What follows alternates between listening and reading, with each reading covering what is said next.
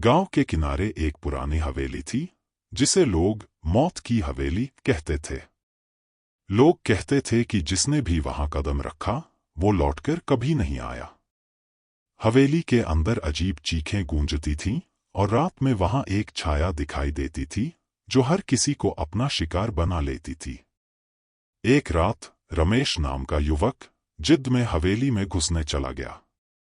चारों तरफ खामोशी थी, लेकिन हवेली में कदम रखते ही दरवाजे अपने आप बंद हो गए। हवा इतनी ठंडी थी कि उसकी हड्डियों तक सिहरन दौड़ गई।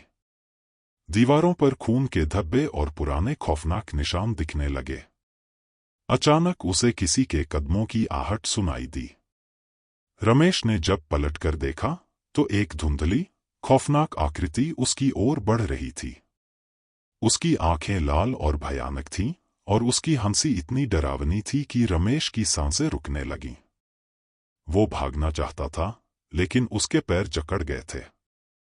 अचानक वह आकृति उसके सामने खड़ी हो गई और ठंडी, घबराहट भरी आवाज में बोली, तुम भी बाकी सब की तरह मारे जाओगे।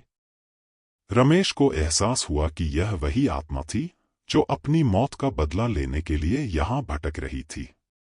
उसने साहस जुटाकर कहा, मैं तुम्हें शांति दिलाऊंगा, लेकिन मुझे मारना गलत है। तभी आत्मा जोर से चीखी और हवेली कांप उठी। रमेश ने अपनी आखिरी हिम्मत बटोरकर प्रार्थना की और कहा, तुम्हारी मुक्ति का समय आ गया है। धीरे धीरे आत्मा गायब होने लगी और हवेली का सारा खौफ हवा में विलीन हो गया। कहानी का संदेश था, डर कभी खत्म नहीं होता जब तक हम उसका सामना न करें। जीवन की सबसे बड़ी लड़ाई हमारे अंदर के खौफ से होती है और सच्चा साहस वही है जो हमें अंधेरे में भी खड़ा रखे।